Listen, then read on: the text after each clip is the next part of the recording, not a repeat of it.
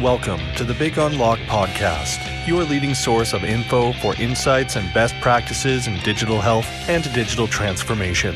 Join host Patty Padmanabhan, CEO of Damo Consulting and co-author of Healthcare Digital Transformation, How Technology, Consumerism, and Pandemic Are Accelerating the Future, in conversation with leading practitioners of healthcare and technology.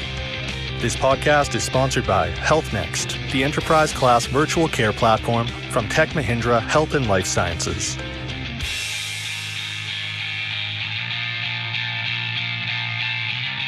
Hello again, and welcome back to my podcast. This is Patty, and it is my great privilege and honor to welcome to the podcast Michael Bouton. He's the Chief Medical Information Officer, the CMIO for the New York City Hospital and Health, the New York City H H, as it's called. Michael, thank you for setting aside the time, and welcome to the show. Thank you very much, Patty. So let's get started. Would you maybe like to tell us a little bit about your organization and your role within the organization? Sure. So I'm part of New York City Health and Hospitals, or H for short. We are the nation's largest public health system. We have 11 acute care facilities, a long-term care facility, a couple SNFs, and then we also have over 60 clinics in all 5 boroughs across the city. And I'm the Enterprise Chief Medical Information Officer. I'm also a practicing emergency medicine doc at Harlem Hospital, which is one of our hospitals in the system. Awesome.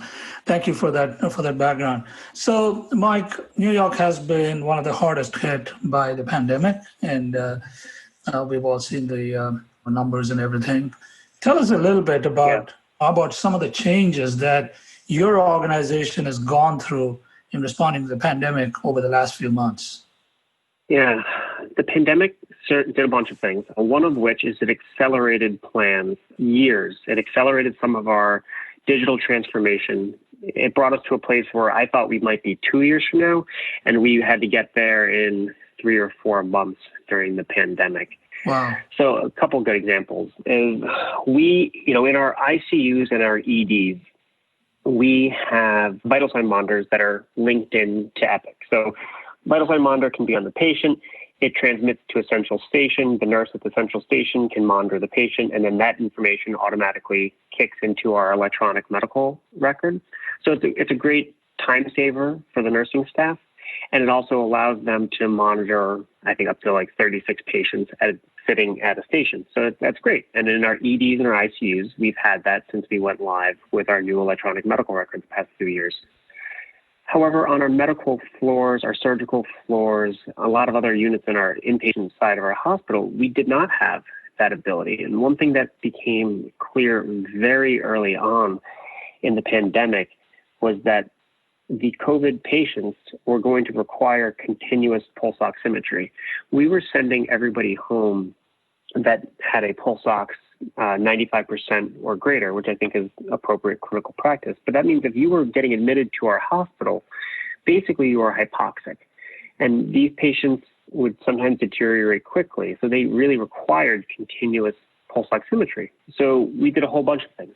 Telemetry devices can do not just the rhythm strip, but they can also do pulse ox. And then we went out and bought hundreds upon hundreds of vital sign machines that could do this continuous pulse oximetry. So our medical floors were transformed in the matter of about 6 weeks from places where our nursing staff would go bed to bed taking vitals to not having to do that. And that was part of our long-term plan. That's something that I had wanted to do for the past year.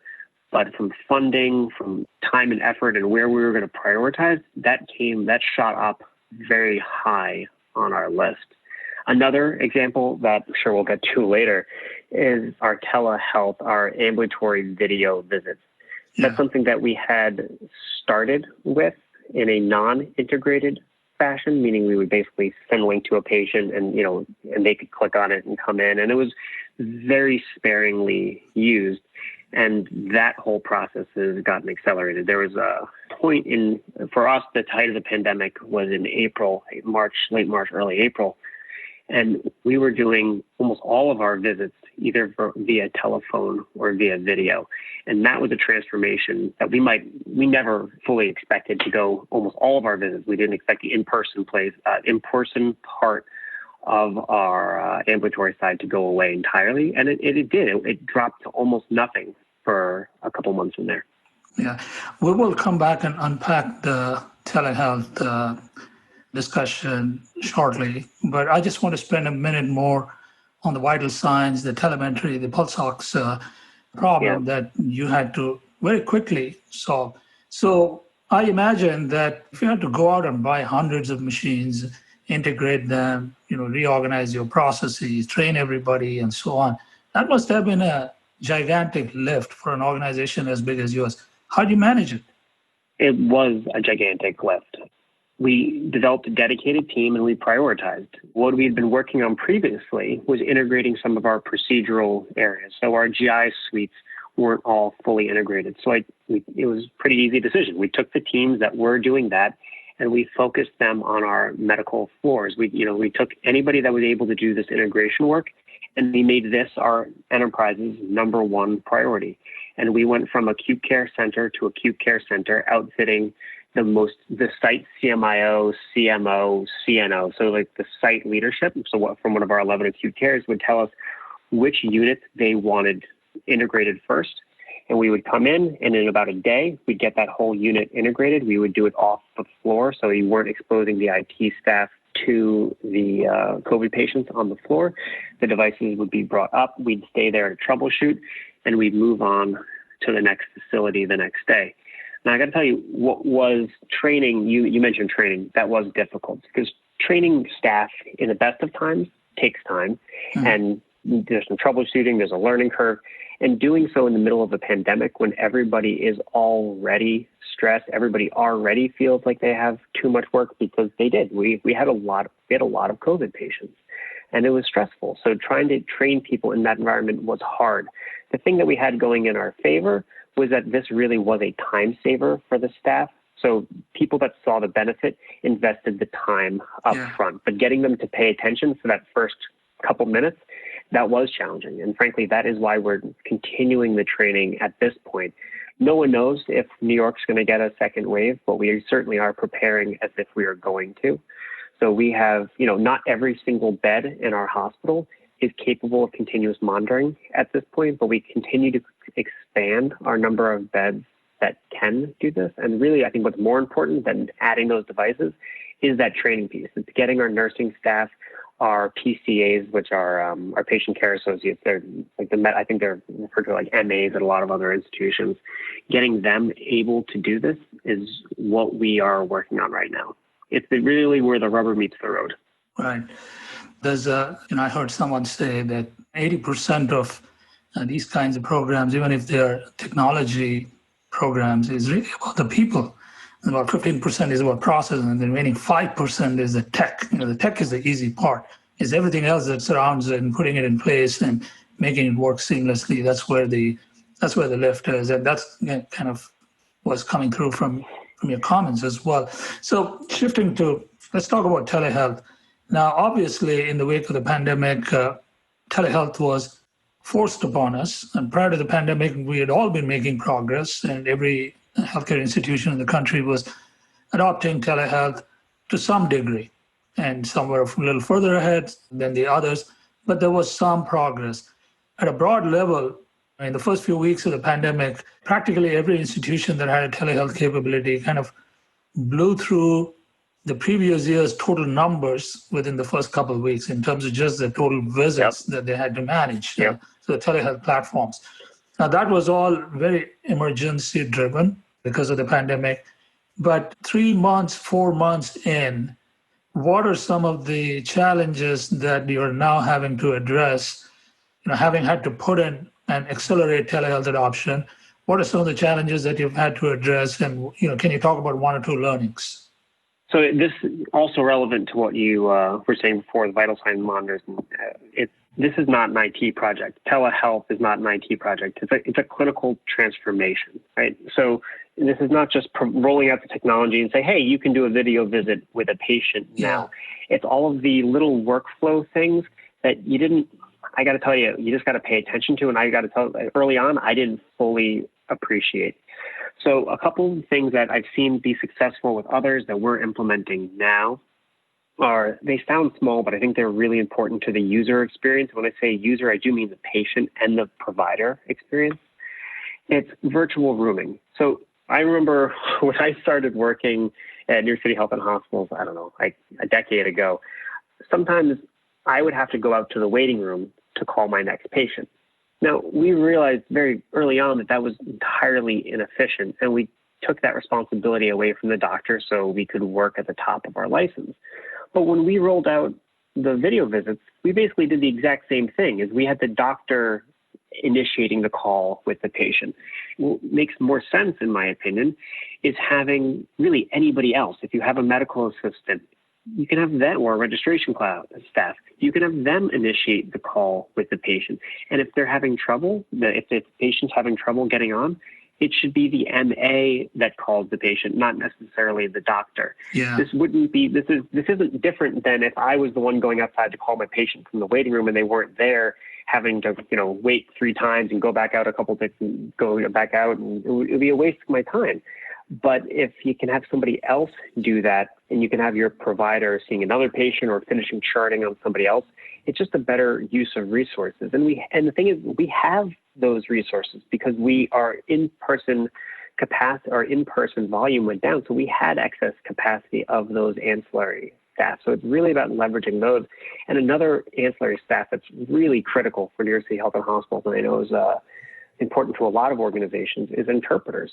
How do you get an interpreter on the video visits? It's something like 30% of our patient population that is not English speaking primarily. So that was absolutely needed. So leveraging our in-house interpreters. It's not just the video interpreters that we can call online, which there was problems integrating with those, and we're working diligently at that.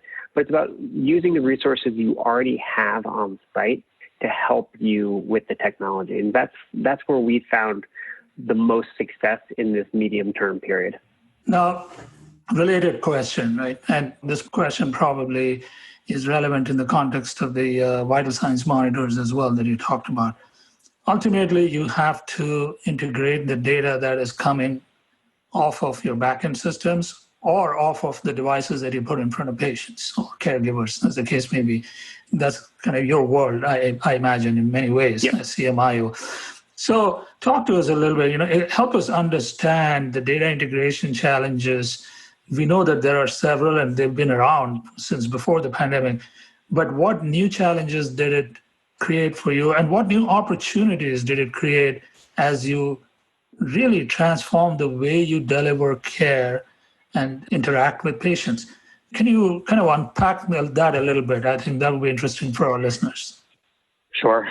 The challenges, when you're talking about the data flowing in from the monitors, if the nurse is going bed to bed and they write down the vital signs and they come back over to the system and they type it in, it's pretty, there might be a manual input of data wrong, meaning that they might actually just type it in incorrectly. But otherwise, that data is pretty accurate. If all they're being asked to do is verify that the information coming from the monitor is correct, they just being human, and this happens to everybody, they might just say, yep, that looks right. And they'll, the pulse ox might be reading 0 because of, 70-something percent because it's not attached. It's the patient got up to go to the bathroom. So you do have spurious data entering the system, which is problematic. I got to tell you, I did not see as much of that as I thought. I think our nursing staff there was a heightened level of awareness for our sick patients, and our sick patients are the ones that were getting these continuous vital sign monitors. So while certainly it's something to watch out for, didn't turn out to be a major problem for us. The opportunity, which is the other side of this, is that we put in a machine learning algorithm that took a whole host of factors. So a patient's age, patient's diagnosis, their vital signs that were coming directly from these machines, their lab values, and it actually was able to predict if the patient was going to deteriorate, meaning get intubated, be transferred to the ICU, or die in the next 24 hours. And using this we use that as our early warning system to bring more clinical attention to the bedside.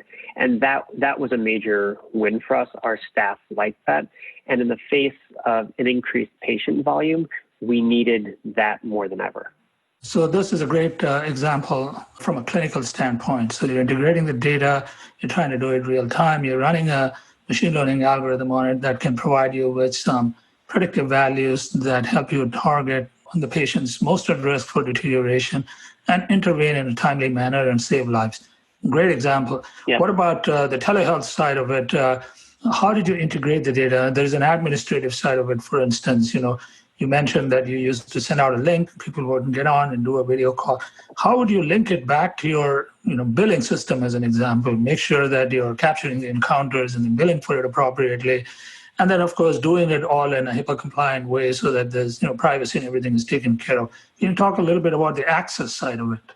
So, and I think we're speaking specifically about video visits here, but I think a related issue would be the incorporation of digital vital sign or digital information coming from the patient that's not a video visit. So I'll hit on that in a second. But in relation to the video, we had the patients log in through their portal primarily. Now, we had a couple different ways that we did this. And, I think during the pandemic, we rolled out, I'm somebody who likes to roll out an enterprise solution, get it adopted widely, and have really a single way of doing business. That wasn't really a possibility during the pandemic. We had to use a bunch of different forms of technology to meet our various use cases. So speaking specifically about ambulatory scheduled visits, we use our patient portal, which they already had an app on their phone, or a percentage of our patients already had an app on their phone. And if you didn't have that app on your phone, we required that you put it on so you can have a video visit with us. Now, people that weren't able to do that, we provided another means of coming in, but that was our standard way of doing business. And then from a billing perspective on that, what we realized, that once again, this is not fully my area of expertise, but we did telephone visits and we did video visits. And my understanding is that video visits were reimbursing about 3 times the rate of telephone visits. So there was an economic push to move towards video visits. And I think there is a clinical advantage of a video visit. The question is, how much advantage is it?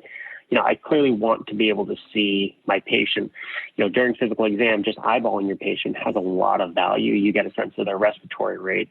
But we had both a clinical and a financial push to move towards video visits. Yeah. I was also going to ask you about your inpatient virtual care, like tele-ICUs and stuff like that. Maybe you could touch on that too.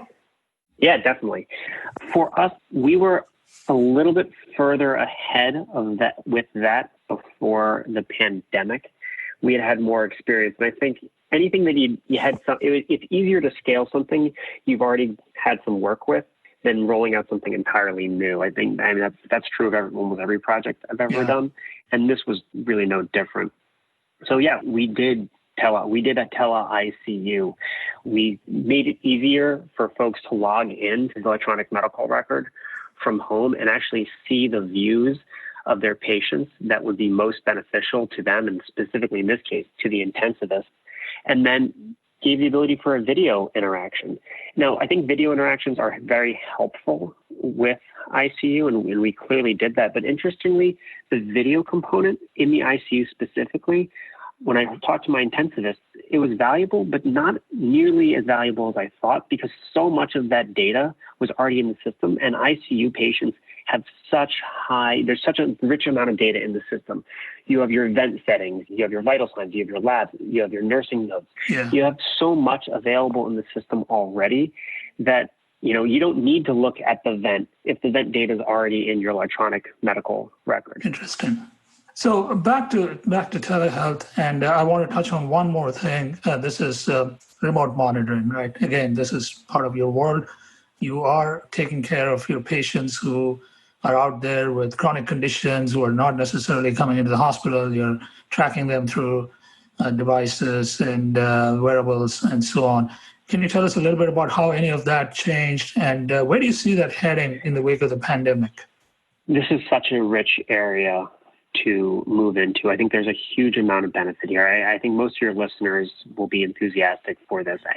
Some of the specific projects that we worked on are taking, if you have an implantable defibrillator, right, and you're at home, or you have an AICD, and you're at home, you don't necessarily want to bring those patients into your hospital to get that device interrogated. Sure, if you're sick and you need to come in during the pandemic, we want to take care of you. We're there to take care of you. But if we could do that remotely, and if we could get that information from your device without you having to physically come in, well, that's a clear-cut win. So we did a lot of projects like that. Now, the other very clear use cases for this are, the tracking of your diabetic patients, tracking of your hypertension patients. Yeah. And to me, I don't think nobody wants to get rid of the in-person experience altogether. I think there's a real value in doctor-patient relationship, the face-to-face interaction. I think laying hands on the patient, even if it's not the most clinically beneficial, is a therapeutic advantage. And so we're not looking to get rid of that, but if I'm seeing one of my diabetic patients, 4 times a year, but now all of a sudden I can look at their glucometer on a weekly basis and see how they're doing, and have a machine learning algorithm sitting in the background notifying me when things start to not look so great. Yeah. I mean, that's a clear-cut win, and we're there. This is not something that we need more technology for. We are now at the point where we can do that, and it's about developing those workflows. And then what are you going to, after you flag a patient, you're like, great, this patient's at high risk. But then what do you do? Is a phone call enough? Do you need to schedule, for the diabetic, do you need to schedule them with a nutritionist? Do you need to look at their labs? And I think, do you need to come in and get more lab work? And I think I have yet to see a whole lot of really rigorous studies on when X happens, this is the intervention that you should do that is clinically proven. And I think that's really fertile ground for research really right now. Well, the hypothesis here is already being validated through marketplace activity. We just saw the merger of 2 big companies in this space, in Livongo and Teladoc. One is in the virtual consult, primarily in the virtual consult space, and the other one is in the remote monitoring space, and creating a gigantic entity, which kind of is a validation for the opportunity in this area. At the same time, I want to kind of explore the contrarian view a little bit as well.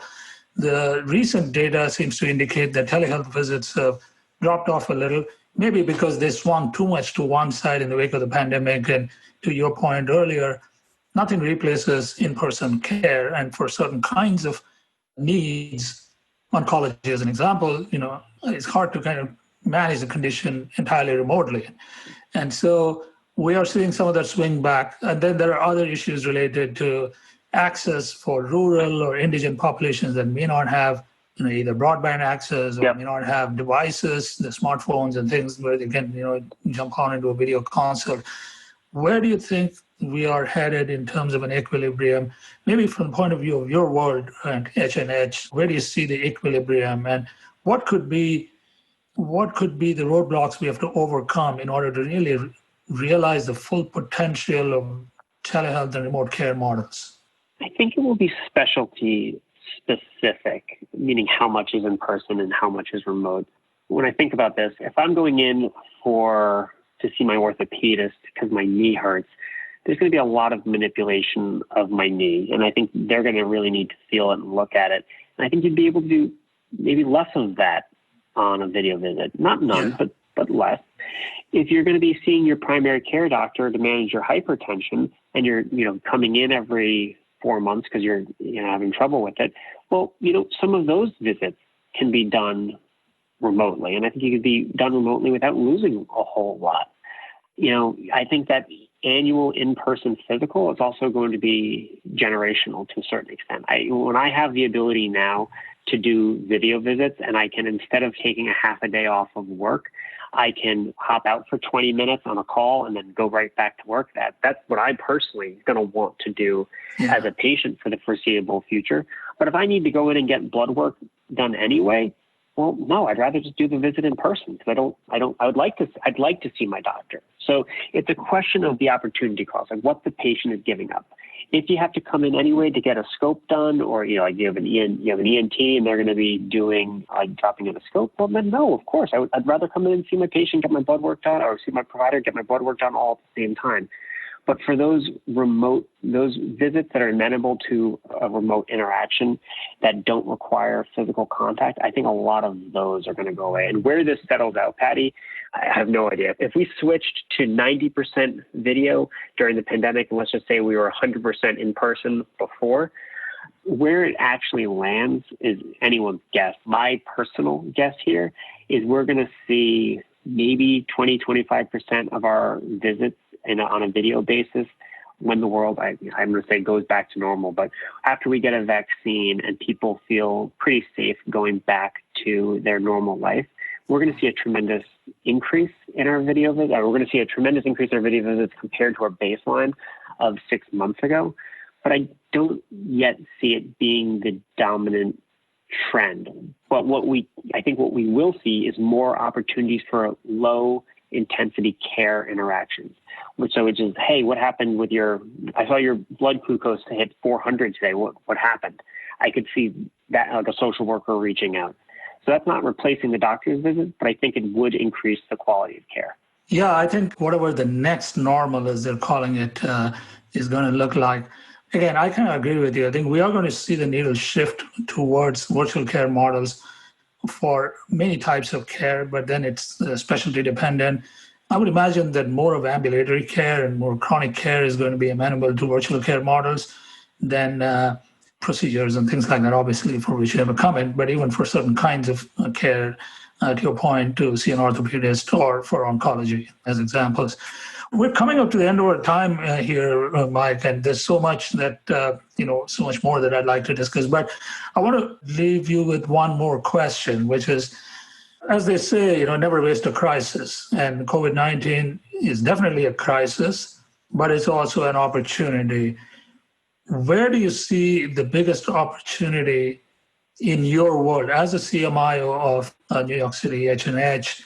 Where do you see the biggest opportunity arising from this crisis?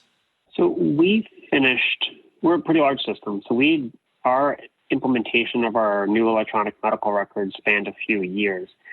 And we finished in March. So we put in our long-term care facility in March, right before the pandemic really started for us.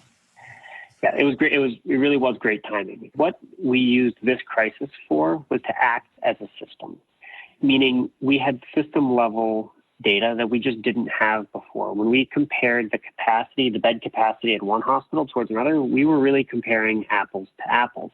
This allowed us to transfer patients from the hardest hit hospitals to the less hard hit hospitals and really have a fair basis of comparison for and why we were doing so. And this improved patient care. I think this saved lives.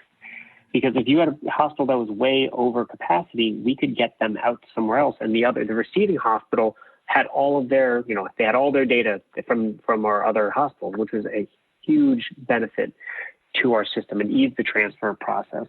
But what I'm saying about acting as a system, the literature of the COVID pandemic changed at a dizzying pace. So was hydroxychloroquine good or was it bad? There was a time where people thought it could actually do something positively.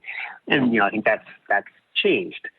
But there are things that have been proven very effective. So like dexamethasone, we have a randomized trial showing that it works. So we, in our order sets, as soon as those trials came out, we added in dexamethasone. And, there's a million different examples just like this. But when we made those changes, we weren't making those changes at one of our hospitals. We made those changes at every single hospital. And the reason it was so easy to do for us is that we only have one order set for this. So it drove us towards an enterprise standard, an enterprise way of doing business. When we put in the vital sign monitors, all 11 of our hospitals weren't buying their own vital sign monitors. We were buying them for them. So we already had a clear path to integration. So, there's these examples and so many more, but we got to act like a system that really came together and we were able to achieve more. And I think that's the takeaway for our organization. That standardization allowed us to do more and deliver a better product to our patients and to our hospitals. Better experience. And I think there's buy-in on that. Yep. Yeah. Fantastic. I think that is a fantastic takeaway. Mike, I'm afraid we have to leave it there. We've run out of time for our podcast, but it was such a pleasure having you on, and look forward to following all your work at NYC H H, and all the very best to you and your team. Thank you for being with us. Thanks, Patty. Have a great day. We hope you enjoyed this podcast. We invite you to subscribe to our weekly newsletter, The Healthcare Digital Transformation Leader. Write to us at info@thebigunlock.com with your feedback and questions.